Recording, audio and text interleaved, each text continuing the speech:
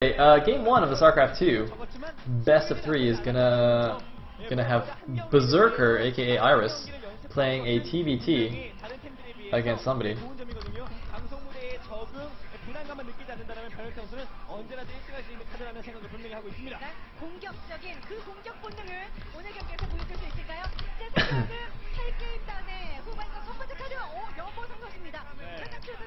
And it's gonna be Sweaty Hand C. Ooh, this is exciting. I actually quite like both of these players, so I'm not really sure who I should root for now.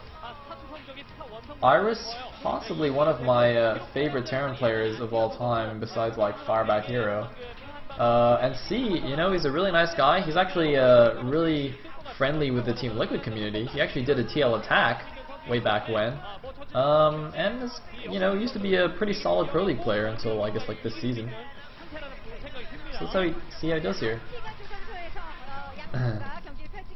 Oh, actually, is Iris Protoss? Oh, Iris might actually be Protoss, my bad. I think Iris actually switched races. Whoopsie daisies. Oh, I guess he'll be Berserker Protoss now.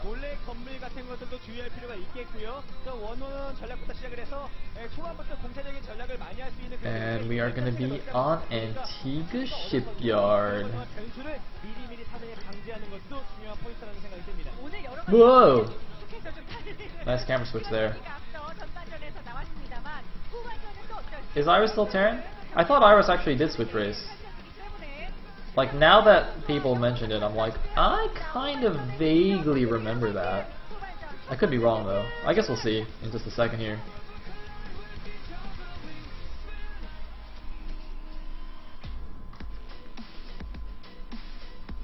Are they both still Terran? Nah.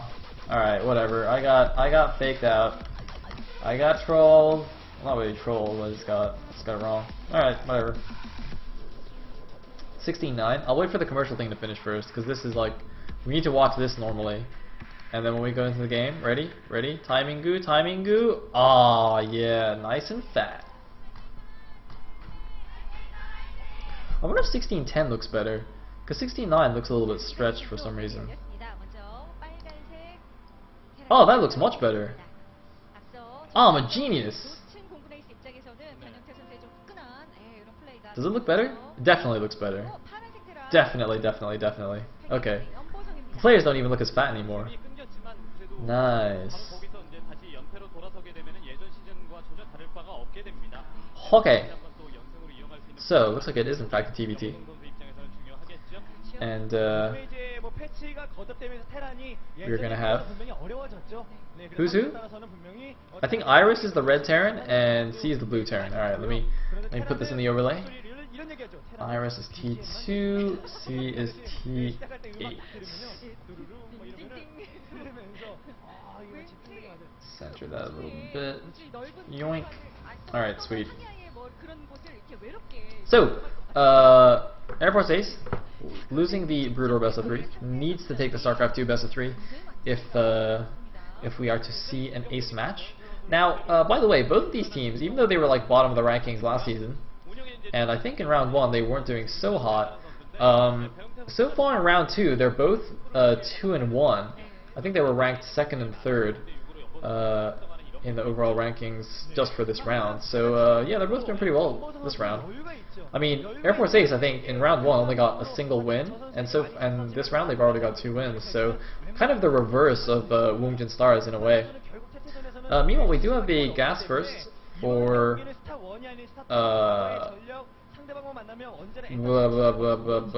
Iris, and I think a gas has also been planted for C in fact as well.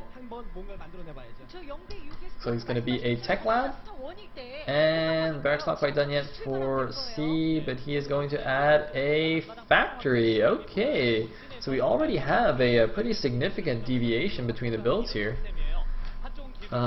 It's going to be a Reaper first, Reaper expansion, Reaper into expansion for, actually wait, is it expansion? Oh no, actually didn't make an expansion yet. Alright, never mind. It's just going to be a Reaper. It's just going to be a Reaper. And it's going to be scouted. Obviously he doesn't know it's a Reaper. Could potentially be a Marauder. But more likely, I think, given that it's not, the barracks wasn't proxied, I think it's more likely that it would be a Reaper. Like if you go for a Marauder rush, I'm pretty, like, I think you usually would proxy that barracks. And it looks like he's actually scared. He's actually looking for a... Oh no, he's actually just hiding the SCV. Okay, never mind. I thought he might have been looking for some kind of other hidden barracks maybe. But no, I'm just going to keep that, hide that at the third. And there is the Reaper coming out for Iris. So the SCB doesn't quite see it. Meanwhile, it is going to be a 1-1-1 from C. What variation is it going to be? He's building a tech lab on the barracks, but he could potentially switch that out with the starport and get some Banshees. I think that's probably what he's going to do. Meanwhile, the SCB coming back in here to see what's going on, running right past that Marine. And the Reaper is just chilling outside. The Reaper can easily run in here and see what's going on. If he comes in relatively soon here, he will be able to pick off an SCB that's building like the starport, but actually he's just going to go around the side, the back of the natural here.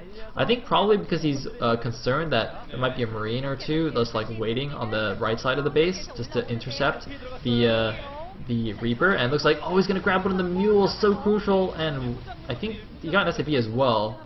Yeah, looks like definitely got SCV as well. So getting one SCV and one mule. The mule, of course, being the crucial thing there. Nice move. Definitely worth that Reaper, I think. Meanwhile, 2 more barracks going down for him, as well as the command center already finished, in fact, turning now into orbital. So I was right before, it was in fact just a Reaper expand. But C has in fact expanded as well, now putting on some counter pressure with these Hellions and Marines. But there's a bunker already going up at the front. So C's expansion is quite a bit later than Iris's, but he's going to have some Banshees coming out here, so you can definitely do some economic harassment to make up for this. And that factory's lifted off. Is that going to switch with the barracks? Is he going to, like, I actually don't know what the add-on was there. Guess we'll see. And another interesting thing is that after the Banshee, C can actually just make a medevac and like lift all those Hellions into the main base and maybe like run in with the Hellions in addition to the Banshee and kill a bunch of SCVs. Although I don't know if that would be in time because there's a lot of Marines coming out right now, so perhaps that's not actually the best idea. Perhaps I am just terrible at Terran, which is actually true. So yeah, Marines just running around to defend against that Banshee. I don't think he got Cloak. Well, I'm not sure. But we do have missile turrets going up anyway, so even if he does have it, it's not going to make a huge difference. It looks like, okay, it was just a reactor there. So we're going to be pumping out those Mariners, and has actually swapped out the tech lab to the factory now, so we can get some siege tanks. So only 1 Banshee, it seems. And now his expansion is finished. +1 meanwhile on the way for Berserker. And whoa, we're taking quite a bit of damage on that Banshee. Gonna probably have to fly home and repair it now. Be a little bit risky to continue. And I mean, so C went for the 1-1-1. He's got like he's holding the watchtower right now. He's got a couple of kills with the Banshee, but otherwise I think it was a pretty ineffective attack from him. So I definitely say that Iris is in a slightly better position now. And it looks like he does scan the natural there to see that there is in fact a command center there. So he knows that C's not continuing or not trying to do any kind of weird one base all in. Meanwhile, it looks like that Starport actually went and made a tech lab and then left. So I guess he's going to put a put a barracks there rather. Hellions just chilling at the front, not going in too far. Now the Marines coming out, they are going to have to run away. Oh, is he paying attention? Yes, indeed he is. So the Banshee's back here. He's not repairing it though. I think that's a bit of a tiny mistake. It's not like a huge blunder, but I mean, there's no, you know, just send one SCV to repair up that Banshee. That's going to continue to be quite useful. You know, you can harass with it, or you can just leave it as part of your army and do some good damage. I mean, Banshee's a pretty high DPS, so it's definitely still useful. Meanwhile, the Starport getting its own reactor there. Going to start pumping out some medevacs to heal up his bioforces. And it looks like both players are going for the standard Marine tank style here. No, you know, no pure mech play or anything from either player, or pure bio, I guess. And hopefully we get to see as cool a game as we saw in the last series between Hansen and Snow. That was a pretty awesome TVT on Ohana. And I think, you know, if it does end up happening on Antigua, it'll be even cooler because there's so many more expansions on this map. So if it does get split map, well, actually I don't know if there's so many more. Well, okay, 1, 2, 3, 4, 5, 6, 7 versus 1, 2, 3, 4, 5. Yeah, so you have 2 extra if you split the map, you get 2 extra bases each. So you can actually make it like a super long base, or super long game rather. Whoops. Anyway, the double upgrades going for C. I think Iris only has a single engineering bay, but he did get his upgrades faster, so I think he's got +1 already, and C doesn't have any upgrades. But C does have a few Hellions with his composition, and that will obviously help against the Marines. But look at this, dropping in the back. There are a few Marines and the Banshee at the back, but it looks like they don't see it. Do they see it? Do they see it? Now they see it. They're moving into position, but there's no medevac to help them out. There's the stim. Is Stim not finished? Oh man, Stim is not finished for C's Marines. That could be horrible for him. These Stim Marines with medevacs are going to completely demolish his Marines, but it looks like there is a siege tank in the back to help out now, so Iris is going to have to retreat here.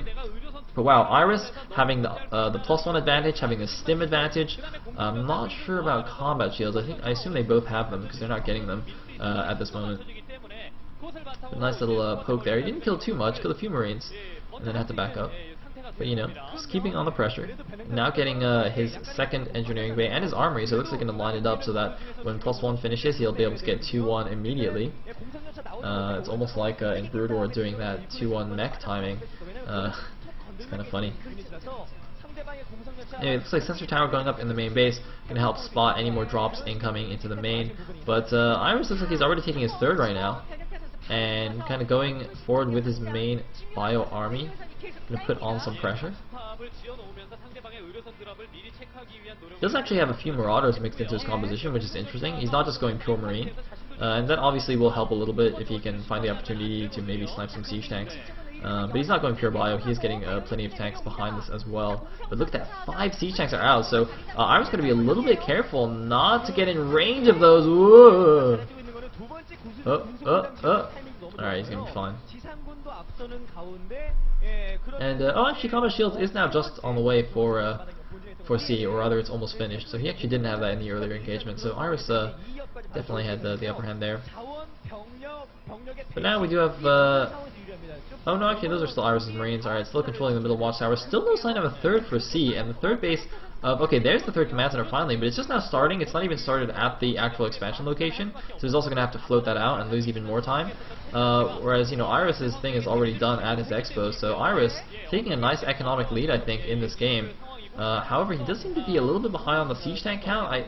We haven't got a shot of his natural for a little while here, but yeah, he's only got 3 tanks with his army against the 5 or 6 tanks of his opponent right now, so constantly having to back up here. Actually, it looks like only 2 tanks. Yeah, he's got a decent number of Marines with good upgrades, but you know, those tanks are really the heavy hitters. They're just splashing everything to pieces.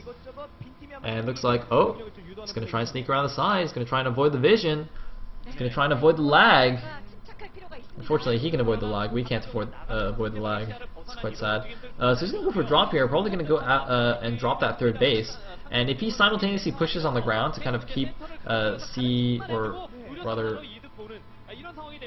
keep Iris distracted, going players backwards, then it could be quite effective. A couple of barracks and factories at the natural, pumping out dudes.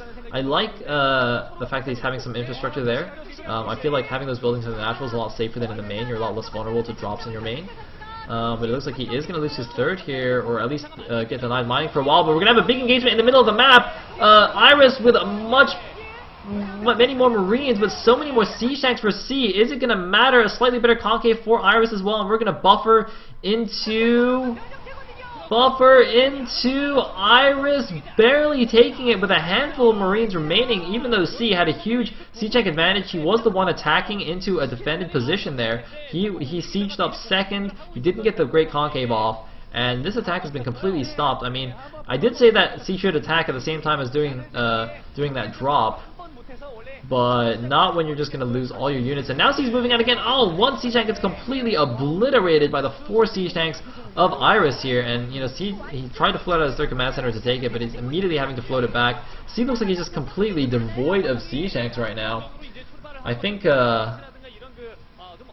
yeah, I don't think C can win anymore. Iris just, you know, now he's got a siege contain on his natural. He's up at 172 supply against the 104 supply of C, sending out more reinforcements. I think he should be a little bit careful though. Like, if he overcommits this contain and, you know, one or two good marine medevac drops go into his main and his third, he could be in a little bit of trouble. I mean, we did see this in some TBTs in previous Pro League games where, you know, the Terran overcommits to the attack and gets completely demolished by marine drops. So there's the GG. C doesn't have enough to stop it, and Iris Berserker takes game number 1 for Air Force Ace. C looking quite upset with himself there, actually. I don't think he made any particularly grievous errors. At least nothing compared to the likes of, you know, Kanata losing to Jadon with that BBS. But, well, Iris keeping Air Force Ace alive here, giving them a point.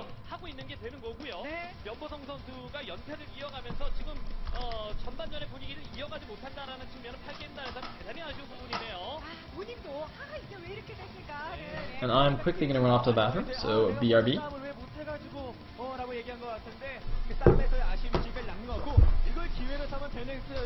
집중력이 좋았던 그 한파 승부였습니다. 전반전을 놓친 공군 에이스 입장에서는 이런 식으로 가끔 한 번씩 나가주는 변형태의 이런 플레이 정말 선수들에게 힘이 될 것 같습니다. 어떤 선수가 어떤 자리에 출격하더라도 그냥 밀리는 것이 아니라 이렇게 상대 에이스를 하나하나 꺾어낼 수 있다는 거, 공군 에이스 진짜 이번 시즌 기대하게 되는 바거든요. 그렇죠. 진짜 변형태 선수가 가지고 있는 것은 뭐 예전에는 공격성이었습니다만 지금은 노련미거든요. 네. 그 노련미를 바탕으로 상대가 어떤 식의 운영을 할 줄 하는 그 선수라고 할지라도 어떤 식으로 이제 운영을 하더라도 다 대처할 수 있는 경력이 있는 이런 선수라서 이렇게 이제 한번 출격할 때마다 상대방의 에이스급 선수를 잡아주는 이런 활약만 보여주게 된다면 공군 에이스에서 변형태 선수의 존재감은 확실한 거죠. 네.